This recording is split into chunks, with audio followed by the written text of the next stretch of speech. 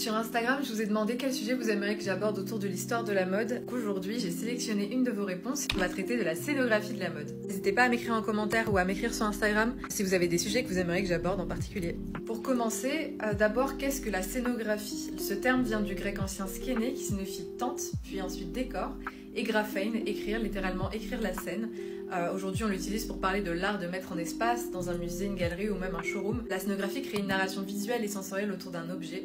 Ici, on va parler du vêtement. Elle guide le regard, instaure le rythme et génère des émotions. Le défilé de mode prend forme à la fin du 19e siècle. Karl Frederick Worth, souvent considéré comme le fondateur de la haute couture, est le premier à organiser des présentations de ses collections sur des mannequins vivants dans les salons de sa maison de couture. Cependant, c'est à Lucy Duffy-Gordon, couturière londonienne et survivante du naufrage du Titanic, qu'on doit l'invention véritable du défilé spectacle. En 1901, elle scénarise la démonstration vestimentaire avec le premier défilé spectacle, Fashion Show en anglais, intitulé Gowns of Emotion, Proscenium. On y trouve les prémices des versions modernes de l'exercice comme l'invitation, les programmes, le son, la lumière, etc. À l'époque, bien que le défilé commence à se transformer, il reste un événement très exclusif destiné à séduire une clientèle restreinte de la haute couture. Il faudra attendre les années 1960 avec l'essor du prêt-à-porter pour que le défilé spectacle évolue, la haute couture perd sa rentabilité, le défilé devient alors un outil de communication avec vitrine pour promouvoir l'image des maisons et de vendre du prêt-à-porter à un public plus large. Puis dans les années 80, le défilé spectacle prendra une véritable ampleur. Moins minimaliste, les défilés explorent les univers plus immersifs et théâtraux, jouant avec l'étrange et le fantastique. Aujourd'hui, les défilés expositions doivent séduire, interpeller, captiver, et ce glissement, on le doit à une génération de scénographes qui a bousculé les codes, comme Gainsbury et Whiting, connus pour leur travail sur les défilés de McQueen, mais aussi l'exposition Savage Beauty au Met. Là-bas, chaque salle était un univers immersif, pensé pour refléter une obsession du créateur.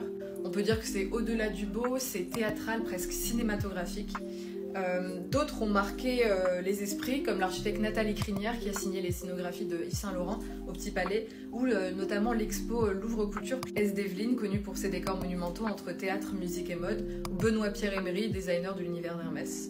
Comme vous l'aurez compris, la scénographie n'est pas là juste pour faire joli. Comme l'explique la commissaire Judith Clark, elle a un langage à part entière qui structure le discours d'exposition, du vêtement suspendu, dissimulé, mis en mouvement ou projeté. Ça raconte pas du tout la même chose, une véritable écriture visuelle qui transmet un point de vue. Et de plus en plus, cette écriture est pensée en lien avec l'expérience du visiteur.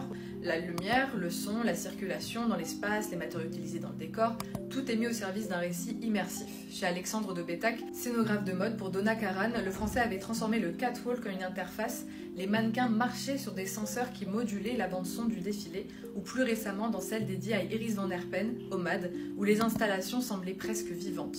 Le créateur devient metteur en scène, pensons à Thierry Mugler, ses défilés chorégraphiés dans les années 80-90, Lucien Chalayan qui mêle technologie et art vivant, ou encore Chanel au Grand Palais, où la scénographie recrée une plage, une fusée ou un supermarché grandeur nature. Ce que ça nous montre, c'est que la mode n'est plus exposée seulement comme un objet d'étude, mais comme un vecteur d'émotion. Dans ce cadre-là, la scénographie devient un outil de médiation culturelle hyper puissant. Bref, la scénographie dans la mode, c'est au-delà d'un décor, c'est vraiment une véritable prise de parole.